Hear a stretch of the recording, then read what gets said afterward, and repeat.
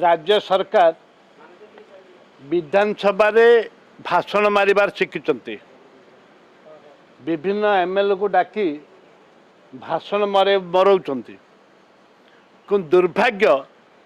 ओडिशा सारा ओडिशा रे चाषी मानक जो रेजिस्ट्रेशन हवा कथा से रेजिस्ट्रेशन हो पारु नाही। गला काली राति 12टा पर्यंत लास्ट थिला लैंप रे एवं जोठे रेजिस्ट्रेशन होची से जगह मन करे हजार हजार चाषी अपेक्षा करिचंती किंतु आउ लाइन मिलानी 12टा पर बंद हो गला। वर्तमान सारा राज्य रे लक्षाधिक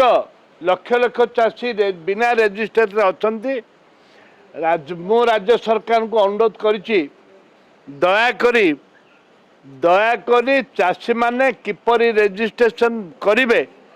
पंजीकृति करिवे से अधिका समय दि जाऊ एवं माननीय मुख्यमंत्री तापर अनुधान करंतु चाषी मानक समस्या को समाधान करंतु नहले राज्यव्यापी आंदोलन चाषी आंदोलन हम मार्च 31 तारीख जाए ना मार्च 31 धान किणवाटा अच्छी किंतु पंजीकरणटा अच्छी गलाकाली शेष दिन थिला किंतु